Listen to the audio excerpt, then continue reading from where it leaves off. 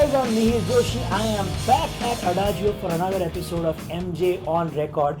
And my guest today is somebody whom I've known for pretty much my entire career in the music and entertainment industry. I think in my very first year as a radio jockey over 15 years ago, I met up with this gentleman and he invited me, really cool of him to invite a complete rookie, a brand new kid.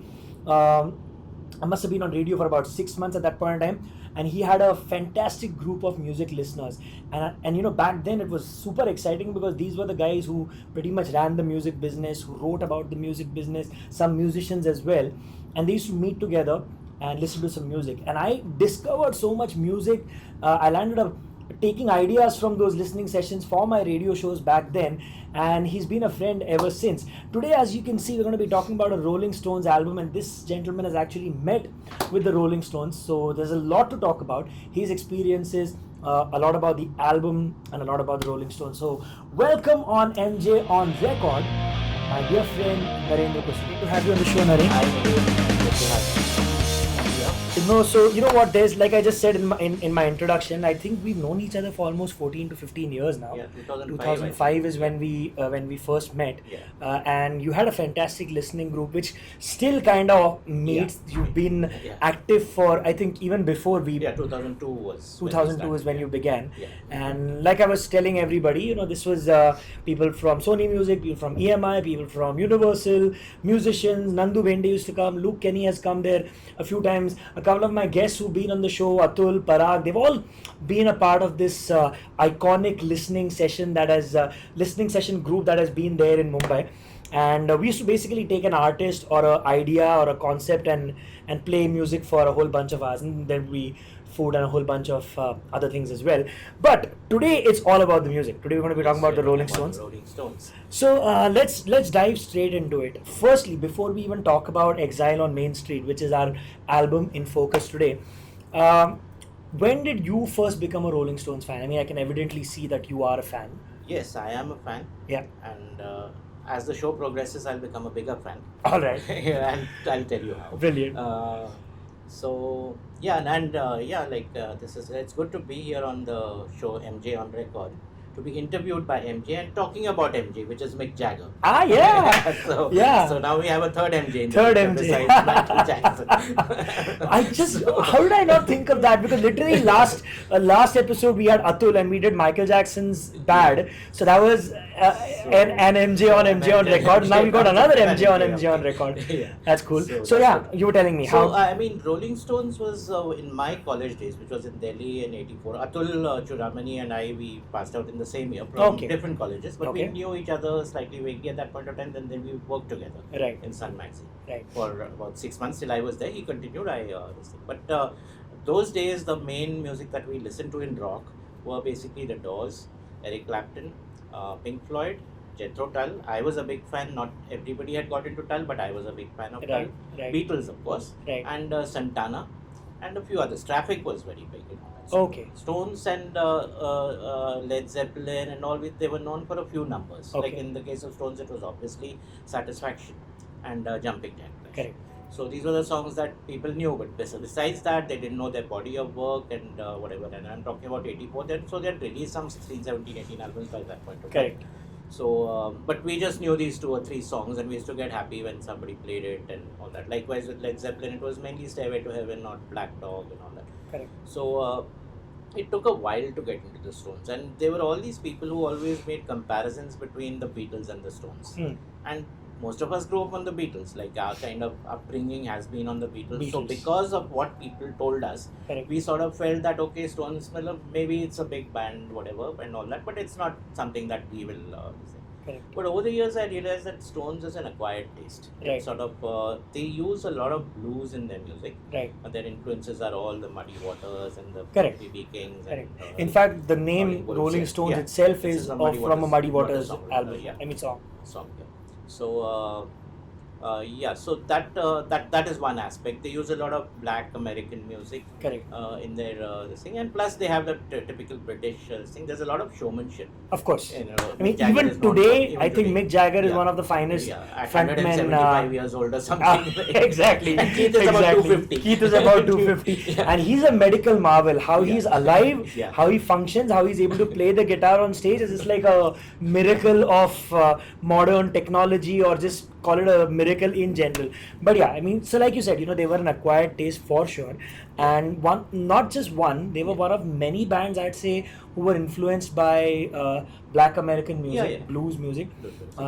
Clapton was definitely Clapton, influenced. So that whole whatever Clapton did with Cream and Blind Faith and all that, that was all influenced by them. Correct. And John Mayall and all the guys that he kind of curated in a way, they all. So Jimmy Page also was influenced by this thing. And he went to an extent. So for Jimmy, for the few new people out there who are kind of, we just dropping a lot of names. So Jimmy Page, of course, a part of Led Zeppelin. Eric Clapton had a band called Cream. Then he went to have a band called Derek and the Dominoes. And of course, he had his phenomenal solo career. He had a whole bunch of bands in between as well. Blind Faith, and that the band in the US, the Delaney and I know, whatever, those guys. So which was the least appreciated? Which was the least appreciated? Later on, because it was Eric Clapton, we sort of correct. And of course, I always call them Bonnie and Clyde for some reason. It doesn't make a difference. But and of course the Rolling Stones. I mean, we had Keith Richards over here. So a lot of bands were influenced by the blues in a big way back then. And for instance, Led Zeppelin's first album had a whole bunch of blues covers which they had essentially reworked in their own way. Speaking of, I think this album has two songs which are actually covers of traditional blues songs. One is a song and one is a Robert Johnson song. One is a Robert Johnson song. So two songs over here, and I think pretty much all of these British bands did that. Even the Beatles, their first album, though they were not blues, they were Black American music put to British music and sensibilities. So when you think about this album especially, and I was listening to this album for the last few days since we discussed about this is so incredibly blues influenced. I mean, I think it's even more bluesy and I'd say roots American music than their other material that is popular. That's one aspect about this album. The blues influence is definitely there. And secondly, I think this is great music to listen to in a car. I mean, the songs are like, they're nothing that is very balladsy, which will sort of make you this thing, and there's nothing that is that fast or very interesting and all that. Some people may say it has got lesser number of hits, despite being a double album. So in a double album, you normally expect twice the number of hits as a normal single album. But it's not that. There are only 3 or 4 songs that people eventually... I think even 3 or 4 songs which they even perform in their... Because nowadays, Tumbling Dice and Shine a Light maybe, and... Sweet Virginia. I think maybe 3 or 4 songs which they actually play. But it's still considered to be one of the best albums that they made. It's consistent. Consistent. So that's something, and you can play it anytime. Like, it can be serious listening on the one hand, and it can be background listening also. Which is what I like about this album. So, and I mean, I don't have such a big LP collection, but if I wanted to buy the Stones, I was tossing up between this and Sticky Fingers. But somehow I've heard Sticky Fingers so much on CD that I said I'll go for this. Go for this one. So, before we get deeper into Exile on Main Street, while I was introducing him, I kind of gave you a personal introduction, but the professional introduction, apart from having worked at various record labels and all, is I think he's one of the finest writers about music in India. I mean, whether it's about reviewing albums or doing interviews with artists. I think you've pretty much interviewed every major artist who's come to India. Who's come to India, I mean, earlier on, and even the Bollywood space. I mean, you pretty much interviewed all the legends. I'm sure you met with all the senior guys who are revered and classical and Bollywood. And I've also met people like Himesh Reshmiya and Anu Malik, and they're part of the scene. They have been around. They're still around and in their own way. But Ravi Shankar and fantastic stuff. Khan and those kind of musicians, Bhimsen Joshi, Lata Mangeshkar. So I was just going to say you've interviewed Lata Mangeshkar, Asha ji. You've also interviewed Bhimsen Joshi. That's Bhimsen Joshi. Oh wow, that's. That would have been somebody I'd have loved to meet. I know we are digressing, but there's a little bit about Naren. But in that list of people that you've met and interviewed, you also met the Rolling Stones. So when did that happen? Which year was that? That was in 2003 when they had come down. Yeah, we were just telling April 2003 is when they performed. They did 2 shows in Bangalore and Mumbai. Yeah. So now this was a very the organizers were DNA Networks, which was Venkatvarman's this thing. They organized all the big shows that time, like Roger Waters, Elton John, Scorpions, Iron Maiden, whatever. So they organized the Stones first in Bangalore and then in Mumbai. So now they had taken 3 of us to Bangalore. Okay. Me and Malvika Sangvi, who was at Bombay Times then, and somebody from Delhi, Indrajit Hazara, from Hindustan Times. So 3 of us were taken specially to this thing. They were told that we would get interviews of Mick Jagger there, but because of a change in plan, we had to interview him on the phone. Okay. He was still in Singapore. Okay. And so we did that phone interview. We were given about 15 minutes. I mean, in different spaces, like where I didn't know where the others were or who the others were. Right. So like a conference call, or you got your own? I got my own. Oh, you got your own. Yeah. Okay, lovely. So, and I thought he would be like, I mean, before that I'd interviewed people like Ian Anderson of Jethro Tull and Joe Elliott of Def Leppard, who were total, I mean, their sense of humor was something else. So I thought Mick Jagger being a showman will also be something of that kind, but he turned out to be very business-like. Okay. And I was a bit surprised because I had prepared some wacky questions which he gave very straight answers to. Okay. So then after a point I had to sort of tone refine. Down this thing. After 3 minutes I said, no, this is not the kind of guy I'll ask some silly questions to. I might as well ask some serious questions and all that. Yeah. But that's the way he is apparently, and he is. It probably has to do something to do with his background, which is he studied in the London School of Economics. So amazing. Yeah. So maybe that still rubs off on him. Yeah. And he's also very business minded apparently. Which again, I would not have guessed that either. It's interesting to know that's how his demeanor off stage is, because when you look at him on stage, he's like a firecracker, man. I mean, at the age of what, he's 75, easy, at least 70 cross. He's still kicking ass on stage. Like, when you see him, he's got more charisma as a frontman than 85% of the current batch of singers performing in the industry, right? I can think of very few people who they may be great singers. They might have hit songs. They might have #1 singles and people love them. But they're not performers. They're not showmen like Jagger was, Jagger was a showman. I mean, that whole stage, and that whole musicianship that came out on stage was amazing. Amazing. So that was the first part of the interview, and then he was to come the next day and have a press conference at the Leela. And there were 6 of us, including the 3 who had come from outstation to Bangalore, who were to meet the 4 of them. That time there was Jagger, there was Keith Richards, there was Ronnie Wood, and there was Charlie Watts, the drummer. So the 4 of them were to meet together. These 6 of us, we were told to ask 2 questions each. The press conference was packed as usual, like the Rolling Stones and all. I mean, you had that world coming out there and all that. And they said, okay, they'll come and all that. So they came, hung around and all that. And Keith had this perpetual cigarette on his thing. I don't know, he's probably attached to his lips.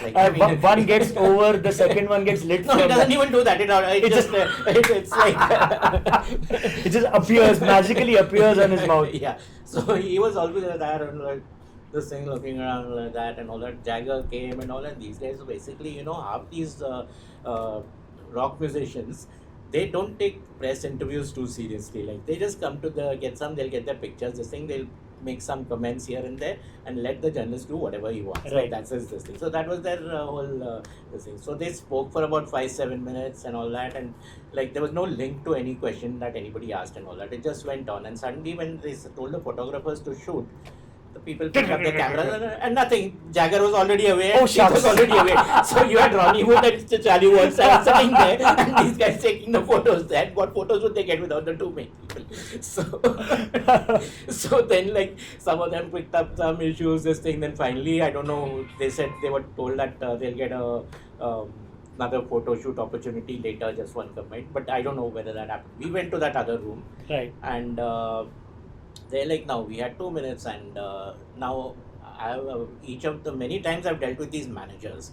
So besides the manager, there was also the PR person of that beverage company, not the DNA, the beverage company which was sponsoring the show. Okay, and she was like, both of them like sitting like 2 minutes, 2 questions means 2 questions, this much time cut off.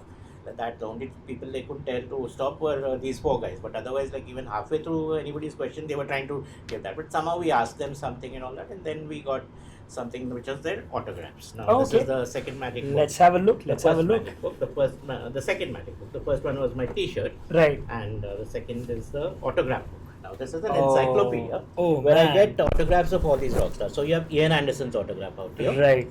And if you go to R, you have Elton John out here. Oh shucks, when did you meet Elton John? When he came to Bombay. You have Roger Taylor out here. Damn. And man, I should have done something like this too. Scorpions, everybody here. And ladies and gentlemen, you are looking at something which is like a complete collector's edition over here. And where is R? Where does R come in the alphabet? Does it come before S? R O L. Here you go. The Rolling Stones. So this is Mick Jagger. You can show the viewers. Let's have a this look. Is Mick Jagger's autograph. Mick Jagger. Here. This is Ronnie Wood's autograph, and Keith Richards. Is here. We could not get Charlie Watts' autograph because he had also sneaked out by then. But there's another story beyond that. So this is super cool, man. This is really, really cool. So it's got Deep Purple. Check this out. This has got Elton John. It's got Deep. Oh, even I met up with Deep Purple. I got an LP signed by the entire band. This was in Bangalore, right? They performed in. I got it in Bombay. Bombay, yeah. They did come and performed in Bombay as well. But Bombay gig was even before the Bangalore one, right? Yeah, I remember that. I mean, I think I was a kid back then, so I didn't get a chance to go for that one. Man, I'm gonna sit with this book for a little while after the show is over and check this out. Here's a Deep Purple page. Yeah. So okay, so we had a look at this, and you met up with the Rolling Stones, but there's a little bit of a story. Tell me. So now this whole episode was quite funny. So okay, we got that and all that, and the next day they performed in Bangalore. Yeah. And I saw them in Bangalore. Now what the musicians normally do is that they play the same set list. Correct. So I knew that what they're going to play in Bangalore, I'll get to see this exactly the same songs in Bombay. Yeah. So I before that, the day before their performance, Charlie Watts was very interested in jazz. So he came to Not Just Jazz by the way. Oh wow, okay. And we had got information that he's coming there. Like right. DNA people had leaked it out with Charlie Watts and all that. And I took some CD. I was not carrying this book, so I took some CD to get his autograph and all that. And it had the others' autograph also. And he saw the band, he wasn't too impressed. I mean, somebody who's seen it at Ridley Scott's and all these other places, like and they had suddenly pitched out a rock band and told them to play jazz. So the band was also, because they didn't know themselves that he's going to come. Yeah. So they were just trying some numbers and whatever. Like somebody should have told him, don't worry, this is not just jazz, by the way. Yeah. You didn't come here to watch jazz. You should have seen the rock part of it. Exactly. But yeah, anyhow, sorry. So I was with our friend Anupam Mittal, whom you know. Of course.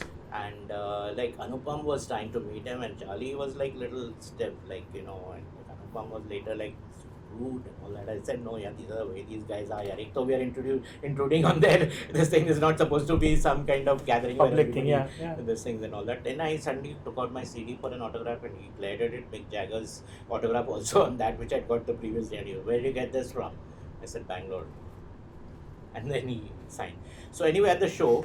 Now this was at Brabant Stadium, and I normally like standing somewhere in the, not totally at the back, but not totally in front also, somewhere in the middle, in the center. Correct. I get the best audio experience. Audio experience number one, and number two, there are not too many people around me jostling you. I don't have to correct. Smell this one's perfume and that one's armpits and whatever. Like, so this is like peaceful there, but there are people around me. It's about 3-4.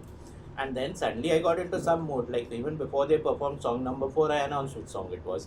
And I did that with number 5 and all, and they were looking at me, how do you know what they're going to perform next and all that, like, so you're so much of a fan that you know and all that. And I didn't tell them how I knew, obviously. But then I said I'm spoiling their fun a bit too much, so I stopped that. Right. I continued that after about 8-10 songs. I told one person, like, look, he's going, some strangers are like, now he's going to do this. But before Sympathy or the Devil came along, I said he's going to do Sympathy now. Wow, man, you're fantastic. So that was, So you had a little cheat sheet from the Bangalore show, right? Yeah. So, you know what? I know it's only rock and roll and I like it. Of course you do. So now let's talk about Exile on Main Street. This was an album released in 1972. Yeah. A double album. This was actually their 10th release that they've done, and it's got about what 20 songs, almost 19 or 18 or 20 songs if I remember correctly. So for the people who've not heard the album, including me, I mean, I just started listening to the album. What are your recommendations? What are your top? So on side A there are 5 songs. Rocks Off. Yeah. There Tumbling is Dice. Tumbling Dice. Number 3, of course, the Slim Harpo song. Shake Your Hips. Shake Your Hips. I love that song. You know what? That song That's is so bluesy. So bluesy, and it's kind of reminiscent of, there was this who's the guy who does Wicked? Chris Isaak. Yeah. There's a Chris Isaak song also, which is kind of copied off that same. You gotta hear it and you'll know exactly what I'm talking about. It's a very iconic. There's the drums are playing. What do you call it? Like the sticks are playing on the side of the rim, and it's a very cool sound, and it's so distinctive, and it's instantly catches your attention. So that's the Slim Harpo song, which is song 3 on side A. Then there's side B of that, which has got Sweet Virginia, Virginia is one of my favorites. It's such a beautiful song, and I was very surprised because the first entire side was very chaotic, and very busy, because the musicians are like, there's a lot of stuff happening. There's a lot of stuff, and there are too much of saxophones and the organ playing and but Sweet Virginia starts off very very in a very different way compared to the other songs, which is something I liked about that. There's Torn and Frayed. I think that's the one song on side 2 which they play. Then Happy was one song which was sung by Keith Richards. That's the first song on side 3. And there's one song called Ventilator Blues, which I liked. Which is again a very blues. And Shine a Light, apparently written by Jagger Richards and Mick Taylor. And Shine a Light is on side 4, which was also, I remember there was this Martin Scorsese movie called Shine a Light as well. That was named after the song, and of course it was like a documentary of sorts on the Rolling Stones. So check out, and of course the Robert Johnson song is Stop Breaking Down. So that's also on side 4. So let me just show you guys the album. This is the double album. It's got pictures from their tour, from their recording, from their studio, and let's have a look at the inner sleeve as well. So there you go. That's side 1 and side 2. We just spoke about that. That's that song. Where's that side 1? That's the Hip Shake. Is the song Shake Your Hips. They just call it Hip Shake. It's like that's just the way the band has written the names of the songs, like in their rehearsal sheet or something like that. So that's the first LP, and let's have a look at the second one as well. Pretty cool. Some more pictures and the names of the songs on side 3 and 4. Alright, so I'm going to ask you one more thing. We spoke a little bit about this album. Is there anything specific that happened during the making of this album? Because I believe they left the record label that they were with before this, and this is the first one on their own record label, right? Okay. I mean, I'm not too familiar with the details, but these were songs that they'd written over some of them. 5 of them were written in the earlier period when they were signed with that. When they were. And I believe they even got sued for that because saying that this was stuff that was written during the earlier album recording. But they sort of got through that. And even some songs on the next album, which was Goat Said Soup, they had written in. Actually, they wrote a lot of songs between 1970-71. Right. So many of them they used on Sticky Fingers. Right. Which came just before this. Right. And some of the leftovers they used here. Some of the new ones they used here. Yeah. And, and then Goat Said Soup I did not like so much as an album, except for the fact that it had Angie, which was one of my favorite songs by the Rolling Stones. Another fantastic recommendation, guys. If you've not heard Angie, check out that song. Okay, speaking of recommendations, let's go to that part of the segment where like I told them at the very start, I learned about a lot of fantastic songs and artists from your listening session. So right now, if I had to ask you to recommend 5 albums, and the reason we keep talking about, I mentioned this in every episode, the reason we started off this show, MJ on Record, is to get you guys into listening to albums again. There's a joy of listening to an album from start to finish, because we are in that generation where people will go to YouTube, watch one song, or like put on your music app, whether it's a Spotify, Gaana, Saavn, whatever your choice of app is, and then you just put on a playlist and some random songs play from wherever. But what we love is if you actually went into this experience that so many of us did back in the day, where when an album would come, you probably listen to it 8, 10 times, just go through it, open the inlay book, read the the notes on the making of the album, find out more about the artist, and that's how you became genuine fans of the artist. So if I had to ask you 5 albums, not the Stones necessarily, 5 albums that you would recommend for people to hear, what would they be? I need to put on my thinking cap. Please do.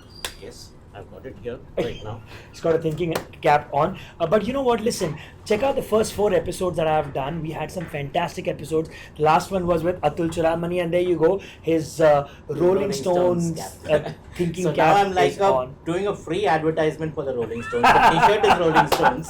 The cap is Rolling Stones. I won't go any further. But yeah, tell me. So 5 albums that you recommend. Stones I'll begin with 2. I mean, since this is Stone specific, I'd say Beggar's Banquet and Sticky Fingers.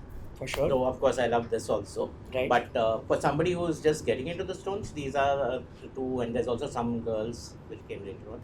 But Beggar's Banquet and Sticky Fingers for the Stones. Okay. One album I'd always keep recommending to people, and those who like it love it, and those who don't, I mean, all the scars on my body are because of them, which is Thick as a Brick by Jethro Tull. Yep. I remember you met Ian Anderson when he performed here. Yeah, quite a few times. Yeah. I had the pleasure of meeting him once when he was performing at Shanmukhanand Hall. Yeah. He had a solo concert. 2 shows at Shanmukhanand. It was like a solo gig. I mean, it wasn't Solo like a Jethro Tull. It was, that was the third one you're talking about, when Anushka Shankar played. Correct. Yeah, that's the one I saw. So of course I met him in very briefly in '94. Then again when he came down into that, and I've done phone interviews also. Of and course. Today I'm in touch on mail, and that's awesome. He's a very, he responds to every mail. That's so cool. And that is something good about it. Brilliant. So Thick as a Brick by Jethro Tull. Then Santana Zebop. That's one of my favorite albums. Nice. Yeah, and so that makes it 4. That's 4. Let's have a 5th one. 5th one, can I go a little 90s? Absolutely. You know, you can choose any time frame, whatever you want. So Throwing Copper by Live. Throwing Copper by Live. Okay, so that's an album that even I need to listen to. Like I said, every time I talk to him, I'll end up getting some music recommendation which I've not heard before. I remember you got me to listen to the Moody Blues album, which I really enjoyed. Parag had got me to listen to this War of the Worlds by Jeff Lynne. Was it?